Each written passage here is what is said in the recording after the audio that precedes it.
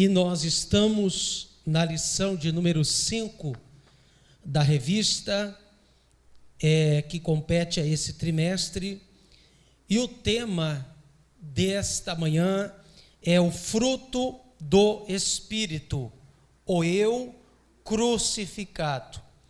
O texto áureo, ele está em Romanos capítulo 15, versículo 13, que você pode ler na revista, ou se você tem a Bíblia em tuas mãos, você pode abri-la em Romanos 15, versículo 13, cujo texto áureo é: ora, o Deus de esperança vos encha de todo gozo e paz em crença, para que abundeis em esperança pela virtude do Espírito Santo.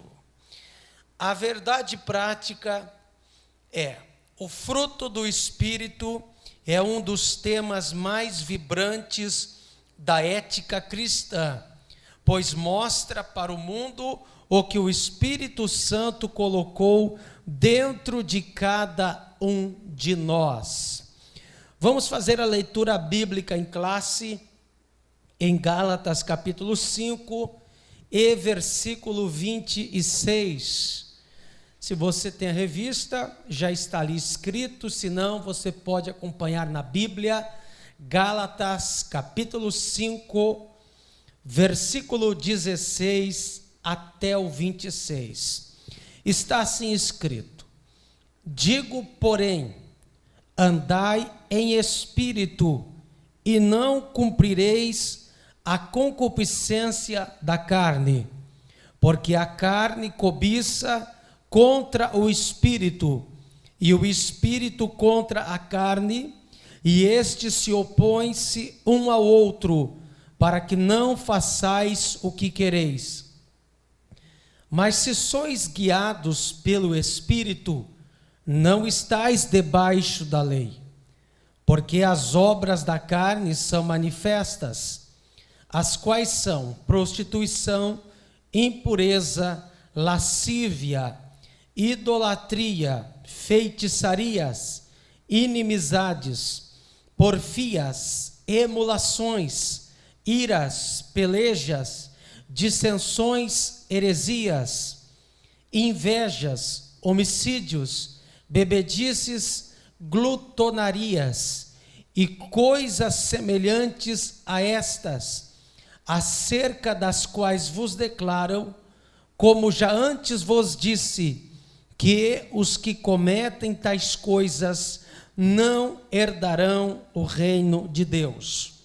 Mas o fruto do Espírito é caridade, gozo, paz, longanimidade, benignidade, bondade, fé, mansidão, temperança. Contra essas coisas não há lei. E os que são de Cristo crucificaram a carne com as suas paixões e concupiscências. Se vivemos no Espírito, andemos também no Espírito. Não sejamos cobiçosos de vanglórias, irritando-nos uns aos outros, invejando-nos uns aos outros. Amém? Oramos a Deus assim como estamos. Pai Santo, mais uma vez te agradecemos por estarmos em tua casa, diante da tua presença, aprendendo no teu santuário.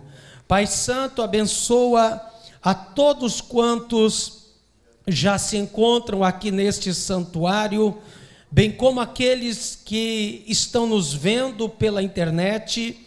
Pai Santo, nos ajuda, nos abençoa, nos esclarece, nos ilumina e fica conosco, te pedimos em o nome do Senhor Jesus. Amém? Podeis vos assentar. Glória a Deus, todos são bem-vindos à casa do Senhor. E vamos então estudarmos a lição que compete para esse dia, cujo tema, como já foi dito, é o fruto do Espírito, o eu crucificado. A introdução da nossa revista, ela diz assim: o fruto do Espírito é o resultado de uma vida abundante e manifestada no relacionamento entre irmãos e irmãs, na igreja e no lar, e na convivência com os descrentes no trabalho e na sociedade. Por isso, devemos entender o conflito entre a carne e o espírito e a função do fruto do Espírito. Muito bem. Já nessa introdução, a gente percebe a riqueza do tema a ser estudado neste dia, que é, senão, a manifestação de uma vida cristã excelente. O fruto do Espírito é esse resultado. O fruto do Espírito você vê na vida daquele cristão que entendeu o Evangelho, não somente creu no Evangelho, não somente creu em Deus, porque crer em Deus, a Bíblia diz que até os demônios creem e estremecem. Então, só acreditar na existência de Deus não basta, porque isso, até os demônios acreditam, diz a Bíblia, sabem que Deus existe. Agora, o problema é não manifestar essa vida cristã na prática. Não adianta eu ler as Escrituras, eu ouvir os ensinamentos da Bíblia, no entanto, eu não apresento os resultados da minha crença. O Evangelho faz bem para mim, mas ele deve fazer bem para quem se relaciona comigo. Quando você chega numa árvore frutífera, se espera que nela tenha fruto. Mas quando você chega perto e não vê o fruto, logo, ela não cumpriu a missão dela, que era dar o fruto. Assim, o cristão, de igual maneira, ele deve demonstrar, como disse aqui a introdução, na sociedade, no lar, aonde ele convive, as manifestações da sua crença. Eu até quero acreditar que é por razão dessa deficiência de alguns cristãos não manifestarem o fruto do Espírito em sua vida, é porque a gente não ganha tanta gente assim para Jesus. Porque quando a gente está no trabalho, quando a gente está envolvido na sociedade, e eu já escutei até de algumas pessoas de dentro da própria casa, a gente às vezes até não entende, como o pai, a mãe, o filho, ele está na igreja há 20 anos e ninguém da casa dele consegue nem gostar da igreja, porque a pessoa, ela tem livre-arbítrio. Você cria um filho para servir a Deus, a gente ensina e faz o que pode, mas eles continuam tendo livre-arbítrio. E eu já vi muitas pessoas de famílias de cristão não estarem na igreja, mas defender a igreja, porque eles têm uma simpatia. Peraí, meu pai é da igreja, minha mãe é da igreja, eu não estou, mas não fale mal da igreja. As pessoas chegam a lutar pelo nome da igreja. Eu até lembro de um determinado, que hoje está na comunhão, um irmão, mas quando ele estava longe dos caminhos do Senhor, ele estava num bar bebendo e falaram mal da igreja e ele fez um rebuliço lá dentro, querendo livrar a pele dos irmãos e da igreja, porque ele não aceitou que falasse mal do Evangelho, da Bíblia. Então você vê, não era alguém que estava na igreja, foi criado nos caminhos do Senhor, mas tinha uma simpatia, uma admiração pelas coisas de Deus. Agora, eu já vi o contrário, de alguém estar, um filho de um cristão, parente, e dizer assim: eu não quero o Evangelho, eu não quero igreja, se é para ser como fulano. Então, o que a gente percebe? que não houve uma pregação através da vida. Um certo escritor disse: pregue o evangelho e só se for necessário abra a boca. Parece não ter lógica. Como assim pregar o evangelho sem abrir a boca? Ou seja, é pela nossa vida, é pela nossa conduta, é como nos portamos lá na sociedade e também dentro de casa, que os irmãos hão de convir comigo. É um desafio para nós pais, não só criarmos filhos, não só provermos o alimento, a escola, mas também ensiná-los no caminho do Senhor, e tomara que eles queiram servir a Deus lá na frente. Então, o fruto do Espírito é a manifestação dessa crença minha para os outros. Certo escritor disse que Deus, ele é guloso por frutos, porque o fruto é para o outro que relaciona-se comigo. É ele que vai desfrutar na minha vida do fruto que eu dou. E logo, se eu não dou, eu também não estou edificando a vida do próximo que se relaciona comigo. O fruto do Espírito na vida do crente. O crente em Jesus é alguém que vive sob os domínios do Espírito. Ele é liberto da lei e dos rudimentos deste mundo, mas isso não significa uma vida passiva. O fruto do Espírito é a expressão do Espírito na vida do crente. O que é uma vida passiva? O passivo, ele só recebe, e o ativo, ele dá. Então, quando a Bíblia diz que, ou melhor, aqui o comentário, que o fruto do Espírito não significa uma vida passiva, ou seja, não adianta eu ir para uma caverna e eu me enclausular lá dentro, não adianta eu viver uma vida no deserto como um monge. E eu lembro que quando estávamos ali no deserto do Sinai, indo próximo ao Sinai, até hoje, queridos, naquele deserto ali, tem pessoas que vivem em covas, em cavernas, naquelas rochas calcárias. É bem fácil de fazer essas cavernas, e eles vivem ali. Quer dizer, longe da sociedade, sem luz elétrica, sem o mínimo de condições de vida. Isso é uma vida totalmente passiva. E o que acontece? Eu tenho que ter o contrário de uma vida passiva. O passivo, ele só recebe, ele não influencia. Nós temos que ser influenciadores dessa geração. Se eu tão somente frequentar a igreja, amar a minha Bíblia e estudá-la, mas eu não influenciar o mundo e o contexto em que eu vivo, eu não gerei um impacto na sociedade. Eu sei que não é fácil, mas nós devemos influenciar e não somente viver uma vida em stand-by. Eu não posso viver uma vida cristã confortável a ponto de querer o evangelho só para mim. Eu preciso querer essa pérola que é a Bíblia Sagrada e as verdades e as promessas que nela estão para o próximo, para aqueles que convivem conosco. Glória a Deus. Muito bem, definição. Jesus nos salva e nos dá o Espírito Santo, nos renova, ele coloca em nós o desejo de fazer o que é bom e agradável a Deus.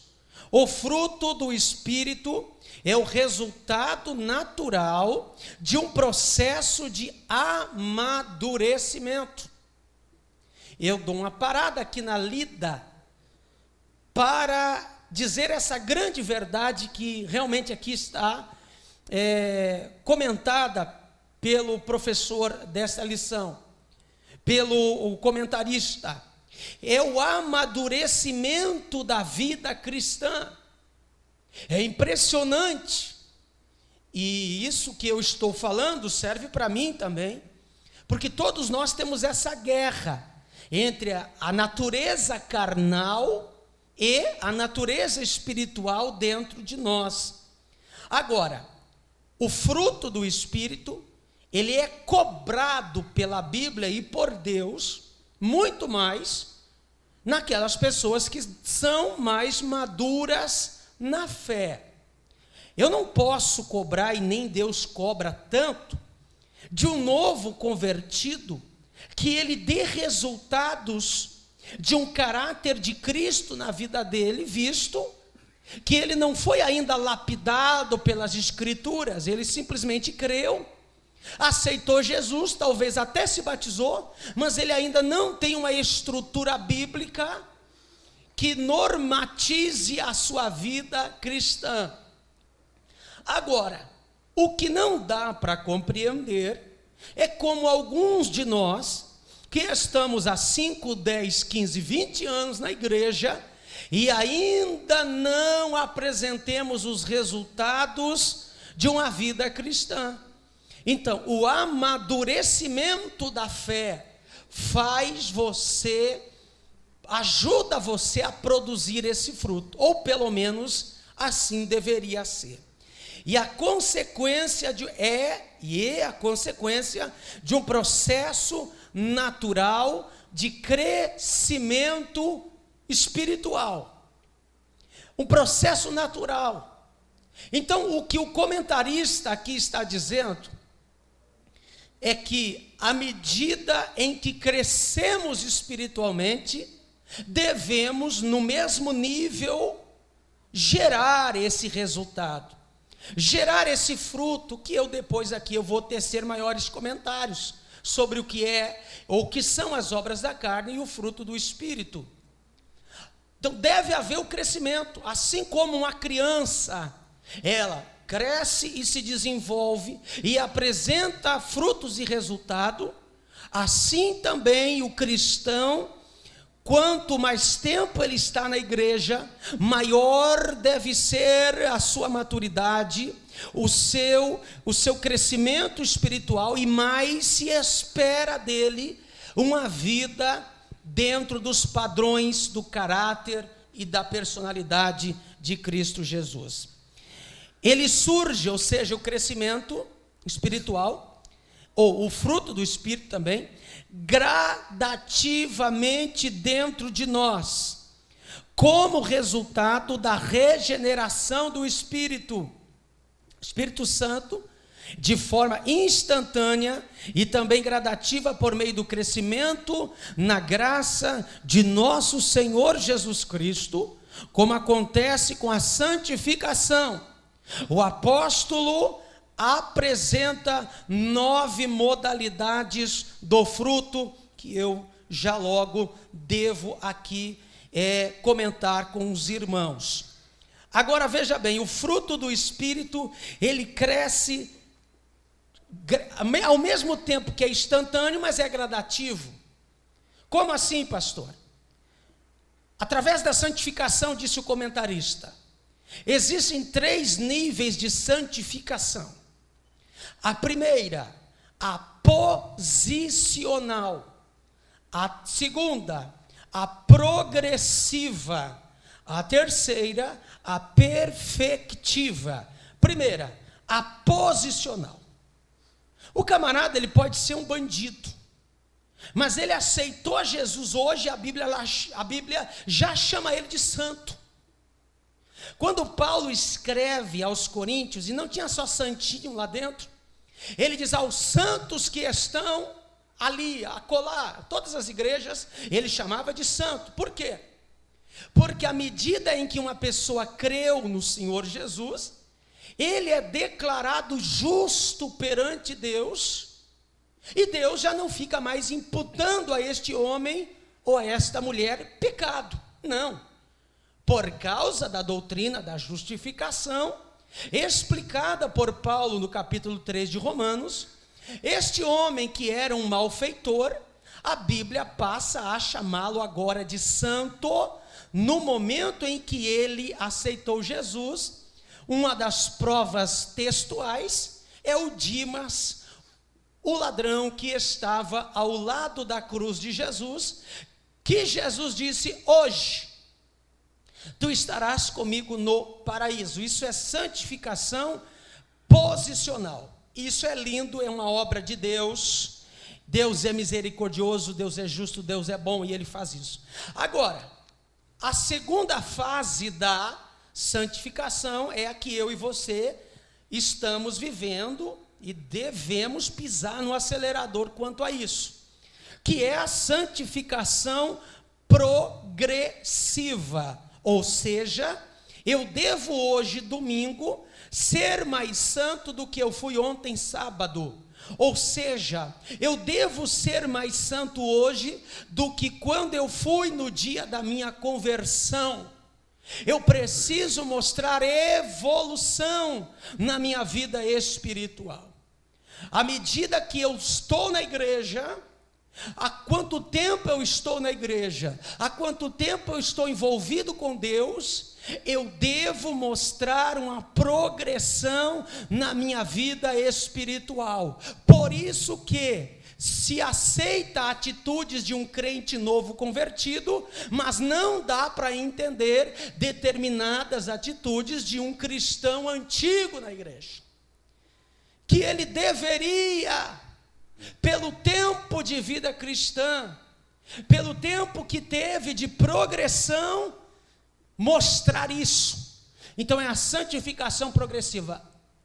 E isso aqui não é fácil, porque santificação é se aproximar do caráter de Cristo, porque Ele é santo, e isso dói. Eu não estou dizendo que é fácil se tornar parecido com Cristo, porque nós somos muito deficientes, nós somos deveras imperfeitos demais, mas à medida que a palavra entrou em nós, à medida que o Espírito em nós habita, devemos cada dia nos parecer com Ele, o varão perfeito, ao qual o apóstolo diz que sinto dores como que de parto, até que Cristo seja formado em vós. E isso não é uma coisa fácil, mas devemos porfiar por isto. Enquanto você viver nessa terra, você estará no segundo nível, que é a santificação progressiva. Você pode estar idoso na igreja e ainda assim você ter que se santificar mais, nunca parar no processo de santificação. A terceira é a santificação perfectiva, que essa nós só obteremos com a ressurreição do corpo, ou, se você preferir, ou com arrebatamento, ou seja, quando estivermos no céu, porque lá não vai ter mais pecado, não corremos mais o risco de descermos a níveis, não, de lá é o estado pleno. Então a santificação perfeita você não atinge aqui, você atinge lá no céu. Glória a Deus. Muito bem, o fruto do Espírito, o fruto no singular. Bom, alguns expositores estranham o fato de Paulo contrapor as obras da carne com o fruto do Espírito, no singular, quando era de se esperar frutos. O missionário Eurico Bergsten explica explica esse singular, ilustrando que esse fruto é como uma laranja e seus gomos. O fruto que aparece logo em seguida é o amor. Algumas versões, como a corrigida, trazem como caridade. Eu confesso que eu prefiro a expressão amor. Diz o missionário, as 8 virtudes seguintes são reflexos do amor. Eu vou parar aqui porque eu vou comentar de uma outra maneira esse assunto. Agora vejam bem, queridos. Então esse comentarista, ele diz que o fruto do Espírito é como uma laranja, e nela tem os seus gomos.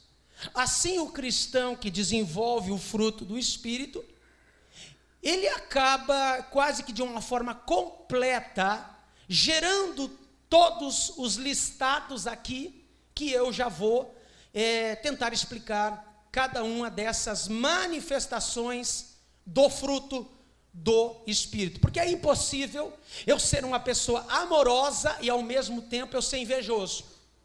Entendeu? Não tem como. Entra em choque. Por isso que quem encabeça esse fruto do Espírito é o amor. Tá? É o amor. Porque se eu tenho amor no meu coração, eu não vou conseguir gerar as obras da carne. Se eu sou amoroso, eu não consigo ser um invejoso. Se eu sou amoroso, eu não consigo ser rebelde. Se eu sou amoroso, eu não consigo ser ciumento. Se eu sou amoroso, eu não consigo me envolver com a prostituição, porque é a obra da carne. Se eu sou amoroso, eu não consigo me envolver com inimizades, por exemplo. Então, o amor, ele encabeça os gomos desse fruto, é o principal. Todos são consequências de uma pessoa que é amorosa. Bom, vamos ver quais são as manifestações aí deste fruto. Primeiro, então, é a palavra amor, tá? Não está na revista o que eu vou trazer agora para os irmãos. Quer dizer, está ali, gozo, paz, está na revista. Eu só vou tentar comentar um pouco melhor sobre o que é esse fruto do Espírito, que é o tema de hoje. Bom, encabeçando a lista, amor. Palavra grega, HP, que é apaixonada devoção pelo bem-estar do próximo. Isso é HP. HP do grego é quando eu me regozijo em ver o próximo bem. Isso não tem nada a ver com ego. Ego é a palavra grega para eu. Eu. Então, quando eu me preocupo com o bem-estar do meu semelhante, eu não estou preocupado com o meu ego, eu estou preocupado com o próximo. É quando, inclusive, o Dr. Rafael e determinados irmãos, o trabalho que é feito de assistência social, né, do impacto urbano, é um projeto de amor. Porque se preocupa com o bem-estar do próximo. A obra missionária que é feita aqui no Moçambique, no Cabo Verde, por exemplo, é uma obra de amor ao próximo. O departamento de casais, muito bem representado pelos irmãos Elias aqui, esposa, enfim, os demais irmãos que estão envolvidos com esse departamento, desculpe não citar o nome de todos, e é um projeto de amor, porque você não está se preocupando só com o teu casamento, você se preocupa com os outros casais, os jovens, ou seja, todos os departamentos da igreja. É uma obra de preocupação com o bem-estar do próximo, isso é amor. Depois, a palavra que algumas bíblias traduzem por alegria, outras por gozo, é a palavra rara, que quer dizer júbilo, deleite, alegria, prazer. Ou seja, uma pessoa que gera o fruto do Espírito em sua vida, ele é uma pessoa alegre, boa de você conviver, prazerosa. Eu não estou dizendo que essa vida é um mar de rosas, que eu fico rindo a todo momento. Até porque isso já é provado, e tem aqui profissionais da área da psicologia que sabem muito melhor do que eu. Uma pessoa que vive rindo e dando grandes gargalhadas, pode significar até, quem sabe, o contrário. Ela pode não estar bem emocionalmente. E aquilo pode ser uma fuga. Aquilo pode ser até um desequilíbrio emocional. E ela, na verdade, ela ri em algum momento, mas em outros ela está trancada no quarto chorando. Então, veja bem, alegria é viver uma vida de satisfação. Tinha um irmão que ele já foi embora aqui de Passo Fundo, mas toda vez que nós cumprimentávamos ele e perguntávamos como está, e ele dizia, na alegria da salvação. Mas ele não dizia isso da boca para fora, a gente sabia que ele era feliz mesmo. Então essa alegria, o cristão cujo Espírito de Deus habita nele, ele é uma pessoa satisfeita. Uma pessoa alegre. Não significa que estamos imunes aos problemas da vida, mas ele consegue, pela alegria do Espírito que há nele, superar as problemáticas desta vida. Terceiro, paz, do grego eirene, que é um estado de quietude, estado de tranquilidade. Que coisa boa! Quer perguntar para a pessoa, quer saber, quer entender a paz? É como nós já estamos um pouco acostumados com ela. Pergunta para quem não tem, para você ver. Que eles vão te explicar melhor para nós mesmos o que é paz. Pergunta para a pessoa, como é que você está? Olha, eu não tenho paz. Mas o que é que não é ter? Não, eu não durmo mais de noite. A minha vida é uma desgraça. Eu tenho vontade de sumir. Eu tenho vontade de não acordar pela manhã e ficar trancado no quarto. Eu não tenho prazer no que como. Quer dizer, pergunta para uma pessoa sem Deus e ela vai te descrever melhor o que é uma vida sem paz. Daí a gente valoriza a paz que nós temos e nós já estamos tão envolvidos com ela que estamos até acostumados. Coisa boa é ter paz. Coisa boa é deitar no travesseiro e dormir a noite inteira, porque estamos quietos no nosso coração.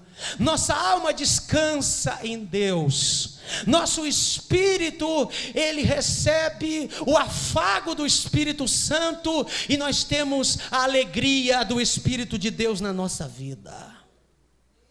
Glória a Deus. Quarto, longanimidade. Do grego macrotomia, suportar ofensas e injúrias.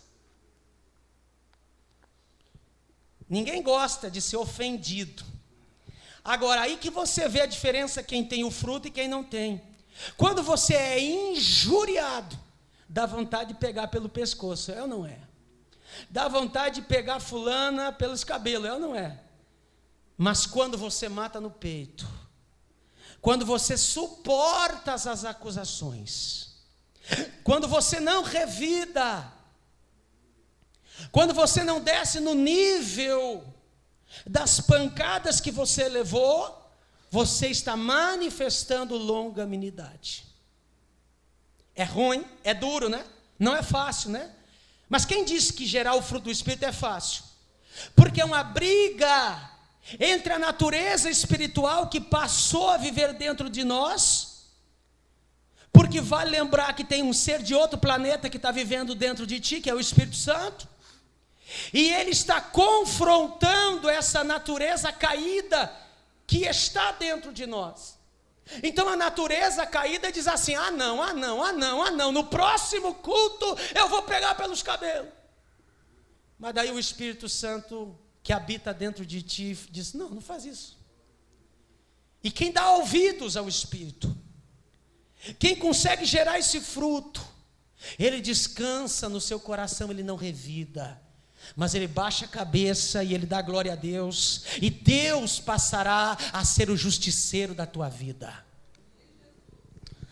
Benignidade, do grego herestotes, ser gentil, ser culto e pessoa de refinado caráter e conduta. Pastor fulano está na igreja, mas é estúpido, então tem que aceitar Jesus de novo. É grosso, é ruim de chegar nele. Peraí, e que evangelho é esse? Mas é que é o jeito dele. Então ele está acima da Bíblia. Fulano está acima das escrituras, que tem que escolher dia para falar com ele. Não, para aí um pouquinho. A Bíblia diz que a benignidade é ser gentil. Resumindo, educação. O Espírito Santo te torna mais educado do que tu já foi. O Espírito de Deus te torna mais gentil, fino do que você já foi. Eu já fui maltratado por doutores. graduados, e já fui bem tratado por analfabetos, com todo respeito da palavra. Muito bem tratado. Como é que pode? O camarada não recebeu o ensino acadêmico, nunca frequentou uma universidade, mas vai na casa dele para ver? Mas vai conversar com ele para você ver a fineza com que ele te trata? A educação, o que é isso? Isso é fruto do Espírito. O problema é que nós, pentecostais, nós queremos línguas estranhas, nós queremos reteté, nós queremos remifly, nós queremos pular, nós queremos dançar no Espírito, mas quando o negócio é dar fruto para o próximo, aí dói, aí é difícil. E aí a gente parece que não se esforça em ajudar essa natureza divina que habita dentro em nós. Glória a Deus. Bondade, do grego agatosune, estado de ser bom, generoso. Você vê alguém precisando, você tem como ajudar, mas você não quer ajudar. Generosidade é se preocupar com o próximo. Fé, pistes, certeza e segurança naquilo que Deus disse, naquilo que está escrito na palavra. Coisa linda é um crente que ele não só vê a Bíblia como um livro escrito, mas é um livro que está dentro dele, uma palavra que está dentro dele, que ele crê nela, ele se agarrou no que está dito ali. E isso é fé. Mansidão, do grego praotes, manso, paciente no sofrer injúrias, sem vingar-se. Ser manso. Como é bom conviver com uma pessoa mansa. Que bom. Eu sou pentecostal, viu? Não vai pensar que eu não sou. Mas eu prefiro conviver com uma pessoa que gera fruto do Espírito. E se essa pessoa gerar fruto do Espírito, ela estará rodeada de pessoas. Por isso que você vai ver o pentecostalzão lá, que revela, que profetiza, às vezes está sozinho. Ninguém quer se aproximar dele. Não estou dizendo que geralmente é assim, eu estou dizendo que pode alguém ter dons espirituais, mas por incrível que pareça, e por mais difícil que seja de entender isso, às vezes não gera o fruto do Espírito. Ele só tem o dom. Tu vai ver a igreja de Corinto, por exemplo, uma igreja que nem um dom faltava.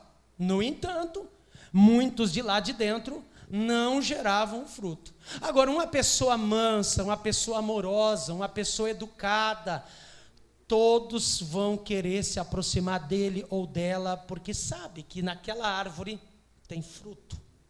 E todo mundo gosta de se alimentar. Temperança, do grego ekrateia, autocontrole. Moderação nos apetites e nas paixões. Autocontrole. Ninguém aqui é anjo, não. E ninguém aqui é xodózinho de Jesus. Você não é um bichinho de pelúcia que Jesus olhou para você e disse: gostei da carinha daquele crente, ele vai ser diferente. Não, esqueça. Eu não sou e nem você é melhor que eu e nem que ninguém aqui, somos todos iguais perante Deus.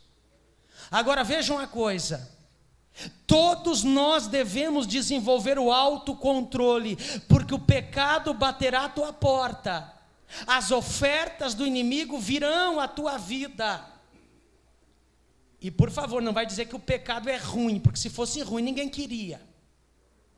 O pecado, ele é bom para a carne, ele não é bom para o espírito, mas ele satisfaz a obra da carne. Logo, quem está vivendo uma vida carnal, ele vai querer o pecado, porque o pecado faz bem para a carne. No entanto, o pecado nos separa de Deus, você sabe disso. Agora, quando o pecado vem, ou quando a tentação vem, eu preciso me autopoliciar, eu preciso me autocontrolar, aos meus desejos e às minhas paixões, ainda que aqui dentro a natureza carnal fique vibrando, mas eu preciso amarrar esse leão que está dentro de mim e dizer: aquieta-te, para que uma corça venha beber das águas de Deus, que é a natureza espiritual que habita dentro de nós.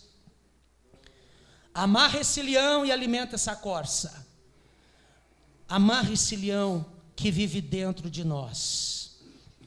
E tu sabe que o crente, ele confunde natureza carnal com Satanás. Ele diz assim: pastor, é o Satanás. Pastor, eu liguei para fulana, eu marquei um horário com ela, a gente se encontrou aí num local e tivemos relações ilícitas. Pastor, é o Satanás. Eu digo: calma, deixa ele quieto. Não bota as culpas nele. Foi você que ligou, foi você que mandou um zap, foi você que marcou horário, foi você. Deixa o diabo fora disso. Quer dizer, o camarada, ele é guiado pelas suas paixões, as suas inclinações, e ainda coloca na conta do outro lá, que eu não estou dizendo que é santo, eu não estou dizendo que Satanás é bonzinho. Não, ele coloca lá na tua mente: olha, quem sabe tu faz isso, e aí você dá asas para as ofertas do inimigo, e isso é ceder à tentação. Agora veja bem, Donald Gee chama o fruto do Espírito de 9 modalidades do fruto. Muito bem. A forma singular sugere que nela se produz a unidade do caráter de Cristo. Então, quem gera o fruto do Espírito, ele está muito parecido com aquele evangelho, com aquela proposta trazida por Jesus, que é viver uma vida cristã em santidade. Agora, vejamos, mais adiante eu acredito que vai falar sobre as obras da carne. Sim, mais adiante, eu vou rápido. Andar no Espírito, então, é vitória sobre os desejos e impulsos carnais. Muito bem. Eu quero ir logo para o ponto de número 2 da lição: diferença e relação entre o fruto e os dons espirituais. Bom, os dons e o fruto têm a sua origem na mesma fonte, quer dizer, é o Espírito Santo. Diferença, eu vou pegar aqui as partes centrais da lição. A primeira e a maior modalidade do fruto do Espírito é o amor. As demais são reflexos do amor, é o que falávamos antes. O amor é superior aos dons. Olha que coisa impressionante. Quer dizer, os dons são passageiros, mas o amor, ele nunca passa. O amor é um dom, eu não gosto muito de chamar, não, amor não é dom, porque senão você vai pensar assim, eu recebi de Deus o dom do amor. Isso não é dom, é que pelo Espírito Santo viver em você, você gerou isso. Diga, irmão.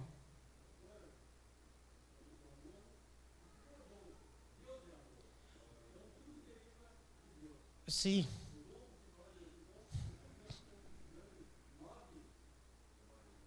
Uhum.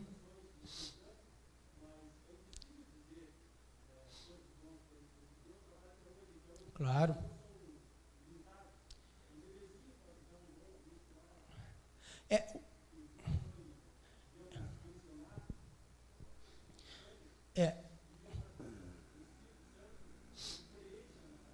Sim.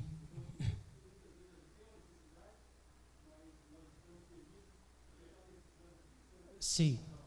Sim.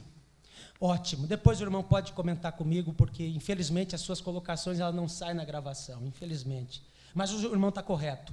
O problema é a gente confundir o que é Deus que tem que dar e o que nós temos que gerar.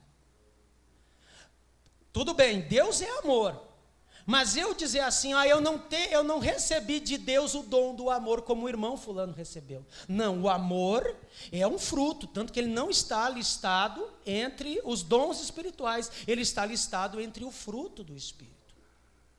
Então, o Espírito Santo habitando em mim, eu devo gerar em comunhão com o Espírito o amor. Entendeu? Deus é amor, mas o ser humano não pratica o amor, porque eu tenho que deixar esse amor de Deus acontecer na minha vida. Em relação aos dons espirituais, não depende de mim a profecia, a variedade de línguas, a operação de milagres. São coisas que Deus simplesmente instrumentaliza a minha vida. Vou te explicar. Variedade de línguas, por exemplo. A pessoa que está falando em variedade de línguas, a própria Bíblia diz que a sua mente fica infrutífera. Então isso é algo totalmente espiritual. Ao passo que o amor, não. Eu tenho que praticar o amor. Eu tenho que manifestar o amor. Ele vem de Deus porque é um atributo de Deus. Mas eu dizer que eu não tenho o dom do amor. Não, o dom não. Está aí, pode gerar, pode fazer ele agora. Pode fazer ele agora.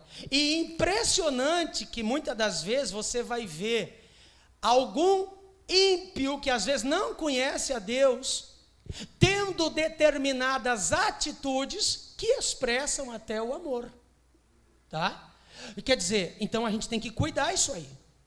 Porque pode ter crente fazendo obra de ímpio e ímpio que faz algumas obras que deveriam ser de crente. Agora, vale lembrar que obra não salva, o que salva é a fé em Cristo Jesus. Mas quem tem a fé, a crença em Cristo, ele deve manifestar o fruto do Espírito, dentre os tais que eu já mencionei. Os dons na igreja são importantes? São comparados a um andaime numa construção. A igreja é um edifício. E o comentarista aqui diz o seguinte: o andaime você usa por um tempo. Ele é necessário na construção. Mas um dia o andaime é deixado de lado porque a obra está completa. Então, enquanto a igreja estiver aqui na terra, nós precisamos do andaime chamado dons espirituais.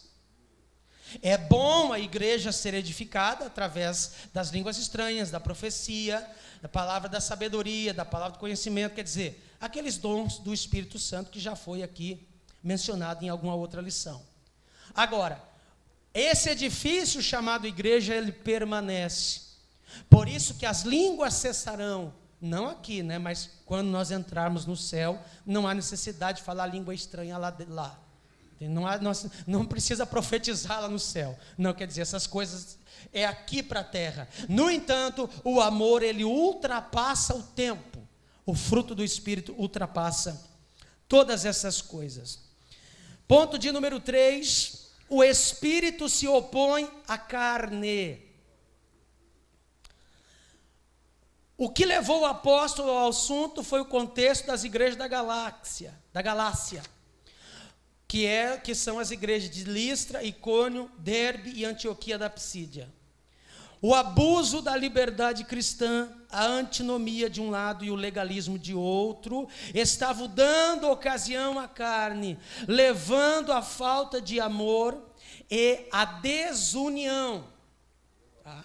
O legalismo, há um acentuado contraste entre estar na carne e andar no Espírito. Por exemplo, aqui o texto vai falar dos judaizantes que estavam eram praticantes da religião, no entanto, desprovidos de amor, porque os judaizantes não se sentavam com gentios, desprezavam os samaritanos, por exemplo.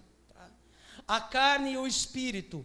Pessoal, aqui é bom nós entendermos que, ainda que a palavra grega sarx, que também é carne, você tem que entender e não cair no erro, que nem os filósofos, os estoicos, por exemplo, que são citados nas Escrituras, que eles diziam que o corpo era mau, tá? Então tinham que flagelar o seu corpo, podia beber, podia se embriagar, fazer coisas ruins para o corpo, afinal de contas a natureza era má e Deus se importava só com o espírito. Não. Não confunda natureza pecaminosa que habita dentro de nós, não confunda natureza caída, não confunda uma natureza adâmica com o corpo que Deus nos deu. O corpo não é ruim, ao contrário, ele é templo do Espírito Santo, é de Deus. Agora veja bem, a minha natureza carnal, ela pode ser manifesta por essa expressão material que é o meu corpo. Quer dizer, eu posso satisfazer a minha natureza caída, alimentando o meu corpo com essas paixões. E aí vem o vício, e aí vem os pecados que eu quero aqui mencionar, porque eu acredito que nós não teremos outra oportunidade nesse trimestre, pelo que eu vi na lição, de falar sobre as obras da carne, e como eu tenho ainda 10 minutos, eu quero discorrer sobre elas. Bom, elas estão aqui na lição. Então é próprio que eu fale sobre isso hoje. Então nós temos ali o conjunto de impulsos pecaminosos, e no subtópico 3, os vícios. O apóstolo apresenta uma lista de 15 vícios, ou seja, são categorias de uma pessoa carnal. Uma pessoa carnal, ela pode manifestar 15 características que definem o que é uma pessoa carnal. E você ouvindo agora, nesses 10 minutos que me resta, você mesmo vai identificar o que é uma pessoa carnal ou não. Vamos ver. A lista está ali em Gálatas capítulo 5, e versículo 19, 20 e 21, que já foi lido aqui na introdução hoje pela manhã. Primeira, prostituição. Queridos, eu estou com um canal ali no YouTube também, e eu estou fazendo uma série de vídeos falando sobre o fruto do Espírito, e uma série de vídeos falando sobre as obras da carne. Eu estou lá no início, eu estou lá no terceiro, eu acho que eu estou ali em idolatria, eu já estou no 4º vídeo sobre obras da carne, e eu estou apenas no terceiro do fruto do Espírito, mas eu vou dar sequência para terminar, e lá eu fico falando 10, 15 minutos sobre cada um deles. Eu vou falar rápido aqui, em 10 minutos eu vou falar sobre os 15. Primeiro, prostituição, está listado ali na tua Bíblia. Pastor, é importante estudarmos isso? Primeiro porque está na lição. Primeiro que é tema desta manhã. Segundo, para que eu desenvolva melhor o fruto do Espírito, eu tenho que saber o que é obra da carne, para mim não fazer o errado. Então a gente tem que conhecer o falso, tem que conhecer o errado para fugir do errado e praticar o que é certo. Primeiro, prostituição. Palavra grega porneia, que é o adultério e as relações ilícitas. Então, o pecado que essa palavra pornografia, que ela é importada do grego porneia, é tudo que está relacionado com o sexo ilícito. Tá? Segundo, impureza, a catarsia do grego, que significa aquilo que é oposto ao natural. Oposto ao natural. Então, aquele tipo de sexo que ele é contrário ao natural instituído por Deus entre macho e fêmea, isto é impureza. E é claro que a essas alturas você já entendeu o que eu estou falando. Todo tipo de sexo que não é praticado, sacramentado, porque existe a fornicação e existe o adultério. O que é a fornicação? É o sexo anterior ao casamento. Ele é fornicação. O que é adultério? É o sexo depois do casamento, quando ele não é feito, obviamente, com o teu cônjuge. Porque o sexo feito com o cônjuge, ele é sagrado, ele é santo, foi Deus que instituiu. Aí não tem nenhum problema, foi sacramentado pelo casamento, pelo ato do casamento, tá? Abençoado.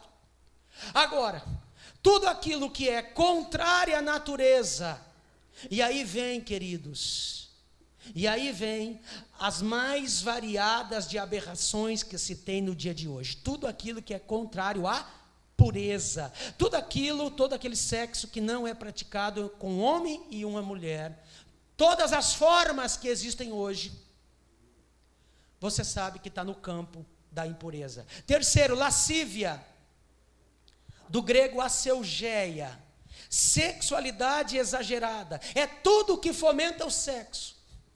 Ah, pastor, eu não cometo tal coisa, mas eu assisto filme pornô. Está no pecado. Porque está aqui no texto. Porque lascívia, interessante que o lascivo, ele peca sem ter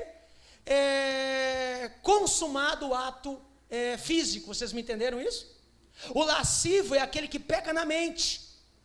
Eu não me deitei com a fulana, eu não me deitei com fulano, mas eu passei a noite assistindo um filme pornográfico. Mesma coisa, meu amigo.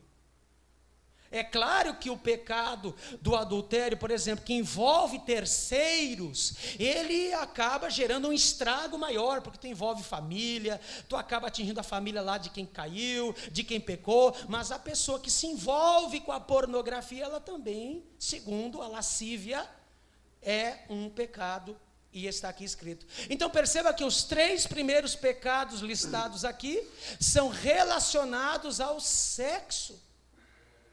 E isso é um tabu, quase não é muito falado. Mas eu vou falar, porque está na Bíblia. E o povo de Deus tem que ser ensinado. E eu não estou dizendo que vocês não são ensinados, mas a gente tem que comentar. Porque está na Bíblia. Se Paulo falou, por que que nós não podemos falar? Olha, irmão, isso aqui está errado, a Bíblia condena isso. Ah, pastor, eu vou congregar lá na igreja da esquina, porque lá pode, só quero ver tu entrar no céu. Ah, mas lá eu posso ter amante. Ah, ali tu pode, eu quero ver tu poder entrar no céu. Porque a Bíblia diz que quem comete tais coisas não herdará o reino dos céus. Não é o pastor Diogo que é chato, é Paulo que escreveu. Eu não posso colocar flores na Bíblia e dizer, a Bíblia falou aqui, mas isso aqui eu vou botar um tampão aqui, não vou ler. E aí, veja bem, agora 2 tipos de pecados que são de natureza religiosa. Primeiro, idolatria. E segundo, feitiçaria. São 2 pecados de cunho religioso. Idolatria é quando eu coloco alguém na frente de Deus. Eu coloco algo substituindo a figura de Deus. Isso é idolatria. E não confunda idolatria com... Não confunda idolatria com terafins. Tá? Terafins na Bíblia é imagem de escultura. E o camarada pode ser idólatra ao adorar uma imagem de escultura. Mas você pode ser idólatra sem adorar uma imagem de escultura.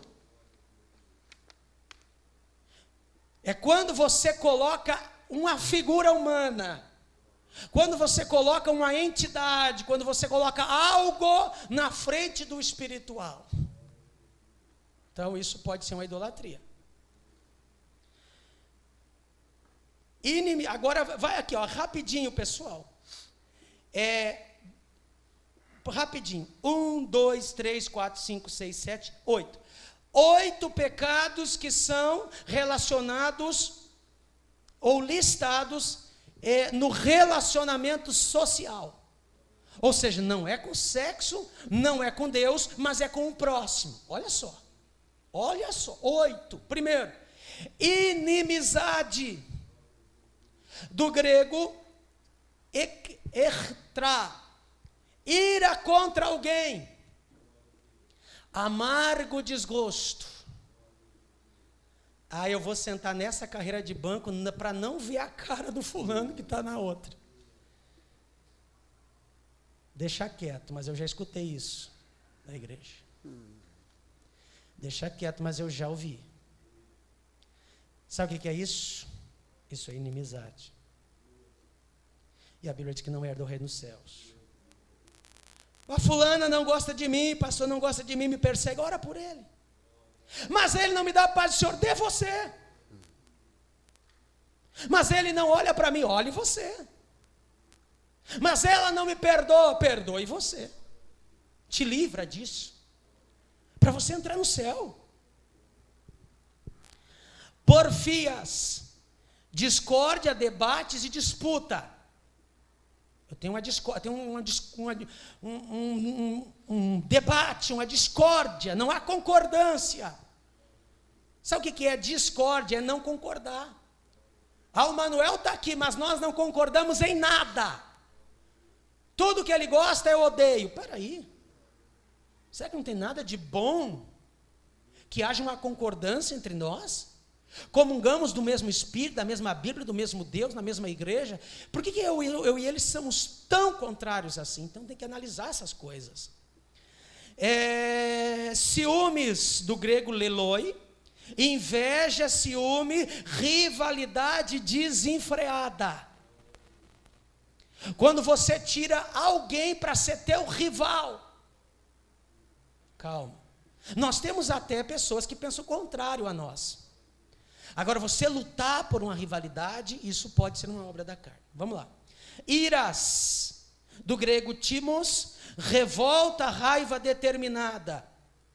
Pelejas, eritéia, disputa, devolver do mesmo modo o mal sofrido. O que é isso? Vingança. O que o fulano fez comigo, pode esperar que eu vou dar o troco. Não, você não vai dar troco. Você vai dobrar o joelho e vai orar. Você vai entregar tudo nas mãos de Deus. Inclusive orar por aqueles que te perseguem. E Deus é quem tomará conta dessas coisas. Dissensões, de rostasia, desordem popular. Gerar contendas. E aí eu pergunto, cabe ao cristão fazer uma revolta? É lícito para o crente defender uma bandeira, sair pelas ruas protestando, quebrando o vidro de loja? Mas é pela minha convicção partidária, idealista. Sim, mas a Bíblia reprova isso. Eu posso ter a minha posição como cidadão brasileiro, me posicionar por um determinado ponto de vista dentro da política, até porque eu não sou um ET, eu não sou um anjo, eu voto. Eu posso ter as minhas convicções. Agora, eu sair pela rua quebrando tudo, promovendo uma desordem, a Bíblia condena isso. Deixa que o ímpio faça isso. Você pode lutar de forma inteligente, talvez até mais eficaz, pelo que tu crê, pelo que tu acha correto. Facções, visão doutrinária contrária a uma forma de dogma ou grupo. Rápido, porque o horário chegou. Inveja, fitonoi, ciúme da boa sorte do outro.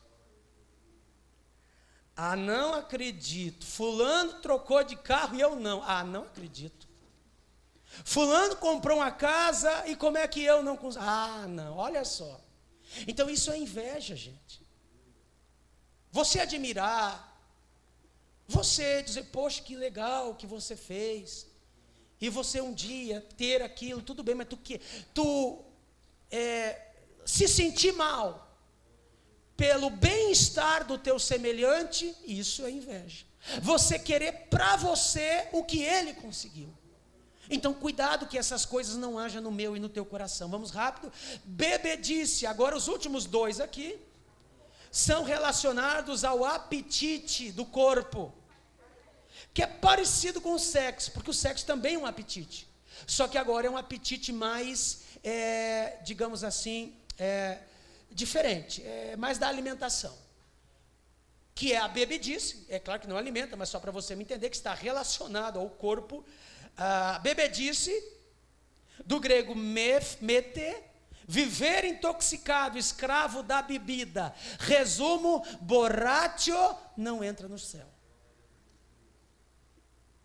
Não dá. Pastor, mas não dá para mim tomar ceia e beber 1 litrão de uísque? Dá, mas não dá para entrar no céu. A Bíblia diz que tudo te é lícito, meu querido, mas nem tudo te convém. Se a Bíblia diz tudo te é lícito, mas nem tudo te convém, tudo é lícito, nem tudo edifica, você tem que saber.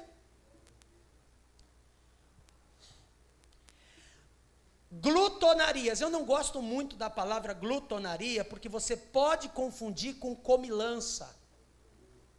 E não é o que a Bíblia está querendo dizer. A palavra grega komoi é melhor traduzida por orgias.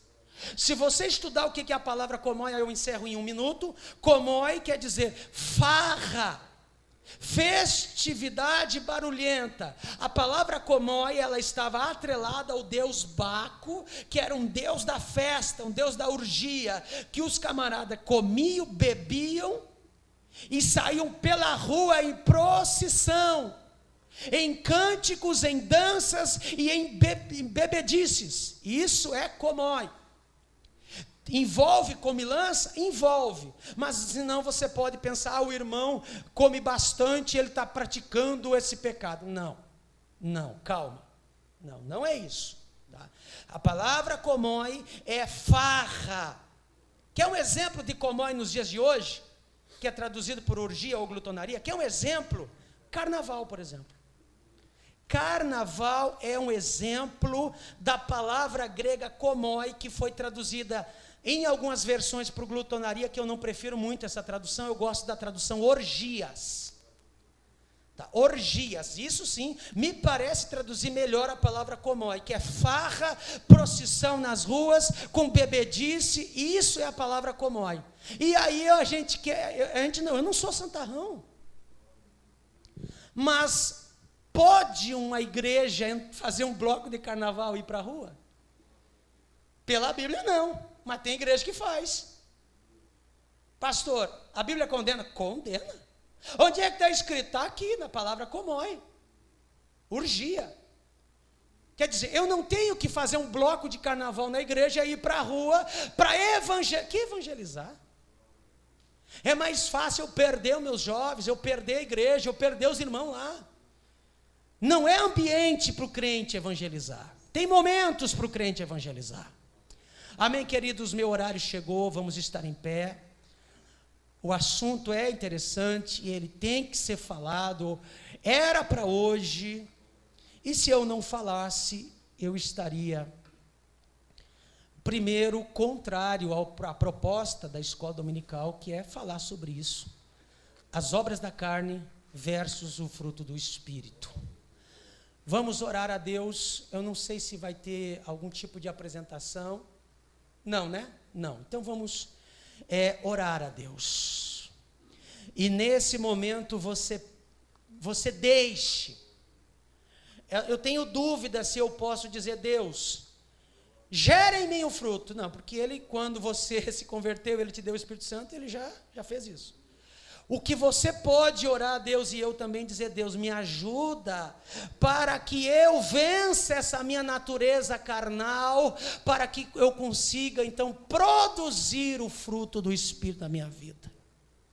Deus não vai produzir por você, é você e eu que devemos produzir o fruto do Espírito. E para isso nós temos o Espírito Santo para nos ajudar, isso é verdade. Ele não nos deixou órfãos, Ele não te deixou desassistido e desamparado. Ele já te deu um ajudador, Ele já te deu um auxiliador, o Espírito Santo de Deus que habita em teu corpo, que é santuário do Espírito. O teu corpo não é santuário do inimigo, porque uma pessoa que é guiada pela carne, certo escritor disse, alguém que é guiado e vive uma vida carnal, ele é um corpo para Satanás. Pesado, né? Mas é verdade. Uma pessoa que vive uma vida carnal, ela é um instrumento para Satanás. Ao passo que uma pessoa que vive uma vida de fruto, uma vida gerando fruto para o próximo, fruto do Espírito Santo, ele é um instrumento de Deus para a sociedade. Ele é um corpo para Deus. Ele é uma manifestação física de um Deus que habita dentro de você, porque Deus se manifesta através da tua vida e da minha também. Santo Deus e eterno Pai celestial, em o nome de Jesus Cristo, teu amado Filho, Nos ajuda, Pai, a entender a Tua palavra, que possamos vencer essa guerra dentro de nós, de uma natureza caída que quer se manifestar. Ó Deus, mas nos ajuda, e que o Teu Espírito Santo realmente tenha liberdade, para que possamos produzir para nossa família, nossos irmãos, para até a sociedade, o fruto do Espírito. Amém? Em o nome do Senhor Jesus.